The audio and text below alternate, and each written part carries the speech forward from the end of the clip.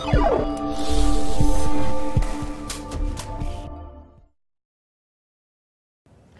guys, it's Ashley Nicole with Passion, Purpose, and Paychecks. Thank you so much for joining us. Today we have a wonderful guest, Paula Quinn of Coming Up Rosies. Paula, thank you so much for joining us. Thank you for having me. Of course. Well, I want to start off just by you explaining what is Coming Up Rosies. Coming Up Rosies is a nonprofit where we take children's artwork and we customize it onto headscarves for children battling with alopecia and cancer. Wow, that is amazing. How did you come up with that concept? So if you asked me 5 years ago that I would be doing a charity focusing on Bell children, I would have said that you're crazy. But life kind of takes different turns, and my 2.5-year-old one day started losing her hair. And within a week or two, it was completely gone. So we obviously were worried, took her to the doctors, and the diagnosis was alopecia, which is an autoimmune disorder, or disease rather, and it affects the hair follicle, so your hair completely falls out. Now, prior to your daughter developing this, were you familiar with, I'm sorry, can you say it again? Alopecia. Alopecia. Were you familiar with alopecia before your daughter was diagnosed? No, I had never heard of it, and no one in our family has it. Wow. We're Italian, we have a lot of hair, we have copious amounts of hair. So when we received the diagnosis, we looked at each other and were like, this is very strange. It's genetic, it's autoimmune, so somewhere in our genes, it's in her genetic DNA. So we decided, at her request, at 2.5, she didn't want to wear a wig, she didn't want to wear a hat, so we just kind of... 2.5, your daughter? She's like, I like being bald, so we just kind of embraced the bald is beautiful look, and which was great for her, and we were, you know, taking her lead on this. However, when we'd be out and about, like at the grocery store or Starbucks, naturally people stare out of concern or out of curiosity. And children would go up to her and say, oh, Mommy, look at that baby, or are you a boy, or are you a girl? And she would just get so frustrated. She's like, I am wearing pink. Girls wear pink. Like, I'm a girl, like I don't have hair. So, how did you, as a mother, because we do have, a lot of our viewers are moms, and when your child wants to do, even if your child wants to do anything that is distinct or look differently, you have to deal with how society views that, as confident as they are as children. In those moments, how did you deal with those situations? It was hard. It was really hard at first, because as a parent, I want to protect her. Of course. And when she would have these instances and interactions, like the look on her face would just be of like anger, embarrassment. Sometimes she would cry. She'd stand up next to my leg, and I would just look at her and be like, you're beautiful, you're gorgeous, you're beautiful inside, let's focus on the inner beauty. And then as it got to more and more interactions, when she got a little bit more confident, I would say, you know, you can wave, and you can say hello, and you can introduce yourself. You can say, I have alopecia, or you don't have to say anything at all. Like, just kind of whatever you're feeling at the moment, I'll support you. If you want to just leave the Starbucks, I'll leave. If you want to have a conversation, I will be right there at your side to help you have that conversation. And she's so young, having to deal with this, and she's so young. And she's still, I mean, now she's 6, but I feel like as a parent, I never thought I'd be talking to a 3-year-old about what is cancer. Because another question is like, oh, what treatment are you in? What kind of cancer? I'm a cancer survivor. And so Rosie went through this And so people would preemptively just say, what treatment are you in? Oh, wow. Yes. And so Rosie would walk away, and she's like, am I going to catch cancer? I'm like, no, honey, it's not something that you catch. Because she's 3. She doesn't understand, and all these words, and people are coming up and giving all this, like, negative attention and sometimes positive attention. So it goes both ways. So with all of these instances, I looked at my husband and I said, what can we do to make her feel good? She doesn't want a wig. She's tired of wearing her hats. She loves painting. And at the time, I was like, why don't we just put her painting on a headscarf? You know, you can put a painting or an image on an iPhone case. So you had that idea? I did. Which is a very creative idea, because I know that you've said previously you would be shocked to be in such a creative space. I don't think of myself as a creative person, because, you know, I'm left-handed. I'm supposed to be this amazing. I can't draw a stick figure to save my life. So I was having lunch with a coworker at Google, experiencing my frustration, saying, gosh, I can't find anywhere to print her image on a headscarf. And she looked at me and she's like, this is so strange. My sister does this for state maps and state parks. And I was like, you've got to be kidding me. Like, there's a market for that? And she's like, yes, there is. So she introduced me to her, and before I knew it, she like gave me all of the blank scarves. She told me where to go to her printer in Arlington Heights, and I went there and I made a couple samples, and I was so excited. I came back, and my husband and I, we gave it to Rosie, and we said, look, this is a headscarf, it's your artwork. And she was like, this is so cool, I love it. And she like put it on. I was showing her how to put it on, and she stood in front of the mirror for the first time and just started smiling. Aww. And I was like, oh, this is like, it that was is so sweet. the best day. Yeah. And she looks at me and she's like doing her little pose. Of course. And she's like, I look great. I'm like, you do look great. I've never met Rosie, but I feel like Rosie has a lot of personality. She does. She definitely has a big personality. And she looks at me and she's like, but I want to give this to all the bald kids. Oh, and wow. I said, oh, that's really nice. And she's like, no, Mommy, can we do that? Can we give this to all the bald kids who look she's like me? no, not theoretically. Yeah, no, she's like, in real time, I want to make this happen. And so I was like, oh, that is so awesome. Like, you know, you're taking your, you know, something that you want, something that makes you happy, and give it to all these other children. That's amazing. But no, like I have a day job, like, yeah. A very busy day job. And in fact, that's actually how we met. Yes. Through the bold Google internship application process. Yes. And I mean, the program is great because, as I recall, I interviewed with Google when I was maybe in college. Mm-hmm. But Google, I didn't get the internship with them, but Google has this thing where, like, if you interview, they'll invite you back for events. I mean, I received, like, a towel. I mean, Google is phenomenal. They are. It's just a great company. It's yeah, a great company. And I think when I decided to do this full time, and when I decided to leave Google, people looked at me like I had a third eyeball. Well, because you spent a decade there. I did. I was there for 10 years, and I loved it. It was like, I like to say I grew up at Google. Yeah. I learned a lot about myself, about just being philanthropic. They're very, yes. They embrace just like philanthropy and helping the community. And so I think I kind of took those lessons and kind of decided to do this. So Rosie, for 6 months, I think, or 7 months, just daily was asking me, okay, can we make this for the bald kids? Can we do this? And I was like, oh, Rose, that's really nice, but no, I just don't. And we would be out at stores, and she'd be wearing it, and people would come up to her and be like, oh my goodness, look at that scarf you're wearing. That is so gorgeous. And she's like, yeah, this is my artwork. And you take a picture of it, and you have it printed, and isn't it nice? And so we were getting a lot of validation, and it was great because people were focusing on the headscarf and not on the fact that she was bald. And so she got a break. She got a little bit of a break from, like, do you have cancer? Are you really sick? So it was great. And we went to see our dermatologist, and he's like, wow, what are you wearing, Rose? She's like, well, this is my new headscarf. And he looks at me, he's like, that is the greatest idea. And so I thought, I'm like, well, maybe this is something that I should try to do. I would have never thought I would be doing this, and let's just try it. So I left Google.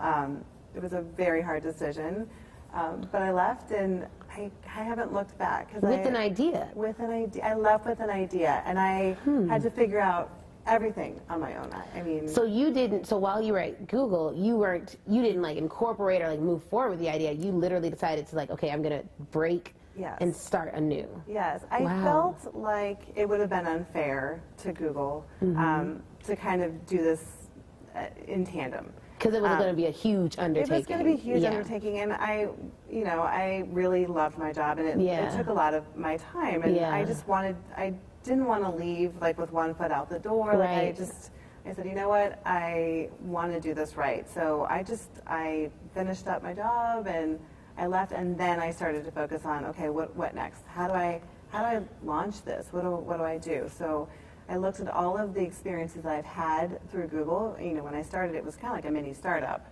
There were like 3,000 people at the company, so I was used to kind of building things from scratch and being scrappy and just kind of figuring it out, calling upon people who are experts in the field and kind of asking them and having a lot of conversations like, what do I do? This is my idea. How do I make it come to life? And using those contacts and those networks, and people were so forthright to help, and just offer in any way just to help me get this up and running, which was, to me, it was validating, but also it was I needed it. Yeah. I really needed it. So was the initial company to have students make the art and then, or not students, but have children make the art and then have the art printed on scarves? Or was it something different? Was it always as it is conceptually now? It was. I think initially when I started this, I figured if I sell 5 or 6 or 20 scarves, like, job well done. I think I wanted to show Rosie that if you have an idea, you have a dream, you can do it. And even at 5 when she had this idea. So for me, it was more making her smile. It wasn't about the company, but this is my vehicle to do it. So I initially started as an LLC. Yes, the initial thought was you could design your own headscarf, and that we would also take the proceeds and give back to the hospital through these kits that you see right here. Okay. So when we launched the company, we actually launched it and we donated 20 kits to Lurie Children's Hospital so that we could have the children do them for free. I felt children with cancer and families with cancer, they have so much, so many things that they're worrying about. Of course, there's a lot of cost to it. This is an activity that they can do at their bedside. Some of these children are living in the hospital. They can't leave their room. They're really sick. So this is something, an activity that we could do just to kind of, if it gives them 20 minutes of joy, not thinking about being sick or the next procedure, that was the main goal. And then that's of course worth it. And that's worth it. That's worth it. And when we actually brought this to the child life specialist, they were just floored. They're like, this is amazing. It's not just about the scarf, it's about the art activity and expressing themselves and just kind of having them think about anything else than being in the hospital. So in terms of the business, how did you actually form the business? So I know you started with an LLC. Was that through LegalZoom, or how did that? Okay. So to step back, I figured, okay, in order to start and go through LegalZoom, I needed to have a name. Didn't have a name, and I kind of Googled it. I'm like, okay, I need to find some creative pool of people. So I used Squad Help. Okay. I just Googled it. I Googled, branding and names, and up came Squad Help. And it's basically an online creative, pool of people. You submit I did a picture of Rosie. I told us the mission, what we were trying to accomplish, and they have 48 hours to submit names. So caveat is you pay $200 and $100 goes to the winner of the name that you select, which I thought that was kind of cool. Like, that is really cool. That's really cool to give back to the creatives. Then they had stated you probably get 75 names, so which I thought was a lot, but apparently that's not a lot to some people. So I launched it. 48 hours later, we had over 400 suggestions and comments. Like, these creatives that can leave comments on this wall saying, go Rosie, this is the best idea. So I remember reading this to her, and I was like, Rosie, see, your idea is phenomenal. It's a great idea. And we came up with all these names. It was so hard to choose, 400 different names. Of course. And I did say I wanted Rosie's name to be in it, because this is her thing. So that's where we came up with Coming Up Rosies. It's actually a British phrase. That's everything's going to come out okay. It's coming up roses. So instead of Rosies. Yeah. Very clever, and so we chose that. And so then once I had the name, then I was able to go to LegalZoom and get the LLC. Start that whole process. So went to LegalZoom, and when I was doing this, I was like, are we a charity? Are we an LLC? So at this point, you did not consult with an attorney? No, I did not, because I was doing it on the cheap. I funded all of this. Right. I understand. Yeah, I know. I should have found a friend, and I have friends that are lawyers. I didn't. And one thing to consider, and people don't know this, when you are a nonprofit, even if you have an idea, there are some firms that will, take that idea and say okay, you're a nonprofit, you have a website, this is what you're trying to do. We could possibly, help you out pro bono. I know for my husband and I, we have the Kirkwood Foundation that he runs and does things with, and that is, Better Price was actually our pro bono counsel. They were phenomenal. But there are firms that do that, and people don't always know. So sometimes there's pro bono legal services to help you so that in the inception, you're not making those decisions on your own, because they're challenging decisions. And I don't specialize in that. I'm a trial lawyer, but there are other lawyers that literally specialize in what type of formation should you have. So, Yes. but it's good that you have LegalZoom as an option. That's definitely an option. And you were self-financing. You invested $4,000 of your own money. Yes, $4,000. Wow. And ironically, the LegalZoom wasn't as expensive. I mean, it was, you know, about $1,000. Having a business in the state of Illinois is more expensive than if I opened up in California, and I was like, oh, I should be at home doing this. But well, yes, no, it is. It's very expensive. Illinois has recently, I believe, reduced the cost to have certain types of formations, like as of 2018 or active as of 2018. And Jeff Badu, we had him on the show. He's great, and he talks about that and how Illinois is trying to bring more businesses here, and they're doing some things because it was at one point, I think, one of the most expensive states to run a business in. Very expensive. Which doesn't help nonprofits at all. No, it doesn't. It doesn't. So, long and short, I decided at the moment on the website, I'm like, okay, we'll just do an LLC. Yes. And because I didn't even think about, you have to have a board. There's all these things that to prep for a nonprofit. I'm like, fine. And then I have more power and control of what I can do and how I can spend my money. And if I want to donate it all, I can. You know what I mean? So anyhow, I went through the process, and then got the paperwork shortly thereafter, and then I thought, oh, I need a logo. I have no logo. I don't know what to do. So this is when I started calling on friends. I have a friend who works at Talk. It's a small startup. I have a lot of Googlers that have gone there, so I have a lot of connections there. And he's like, I'll do your logo. And so he created this amazing logo. Loved it. Rosie loved it. And she looked at it and she's like, wait, did I write that? Did I write Coming Up Rosies? I'm like, no. But it kind of looks like a child wrote it. Yeah. And then from there, I was able to set up my bank account. And from there, I had to do a website. And this is where I got a little intimidated. It's very daunting. I was in HR, as you know. I don't have an engineering background. I don't know how to code.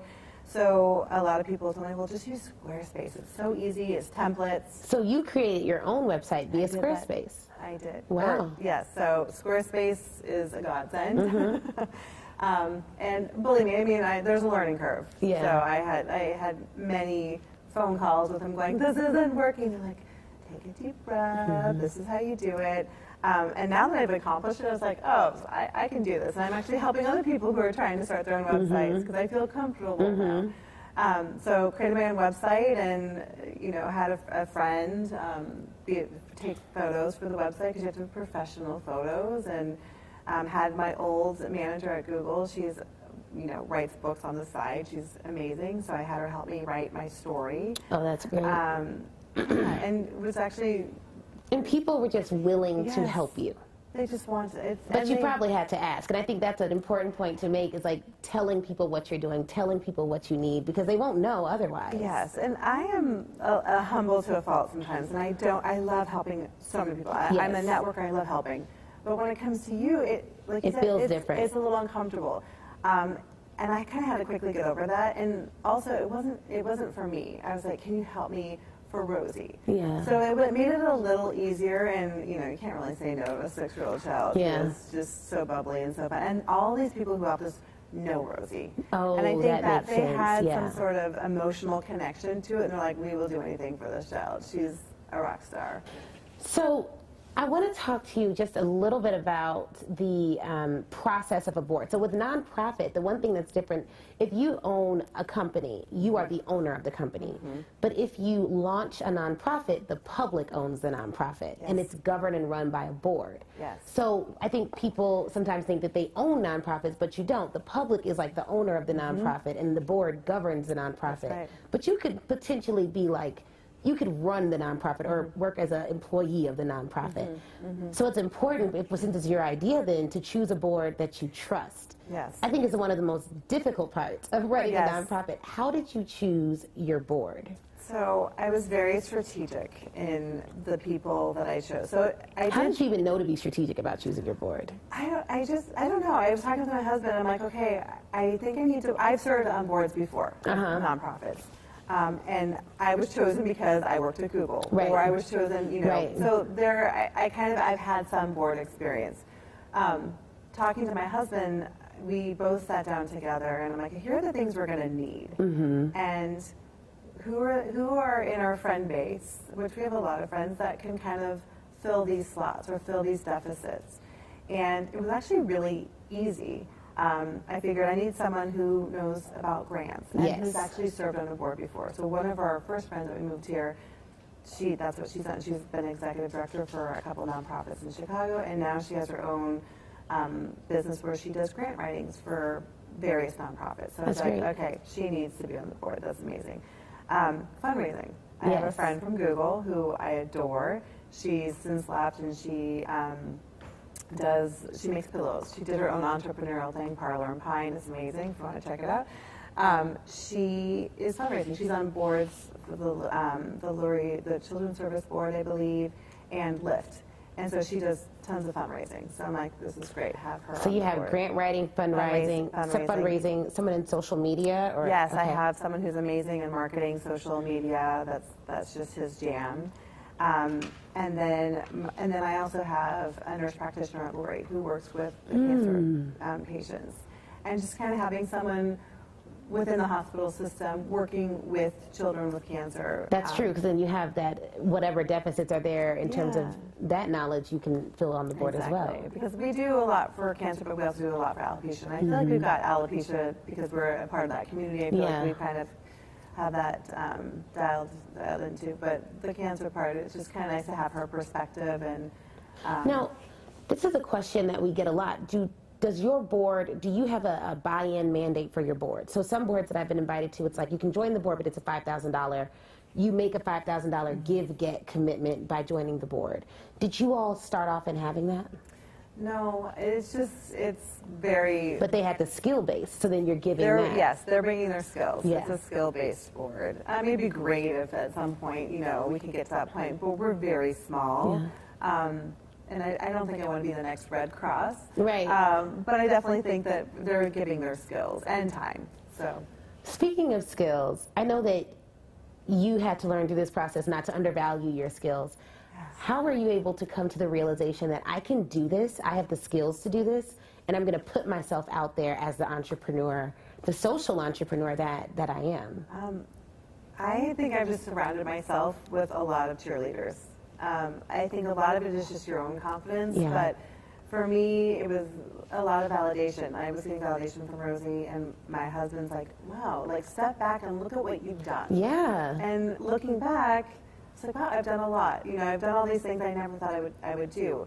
I think when you're in it, you are so tunnel vision that you're just like, I gotta get this done. You're like in execute mode. And I think for anyone who's trying to do this, just to step back. That's so true. And look and like, wow, I've done a lot. That's so true. Feel like it doesn't. It feels like you're nowhere near the end, and you're just like exhausted, and you're like doing it. I'm like, what am I? Yeah. And people are looking at you, and they're like, oh my gosh, Paula, how can I do that? You're so successful. And I'm just like, what? I feel like I'm doing nothing. I feel like I'm treading water.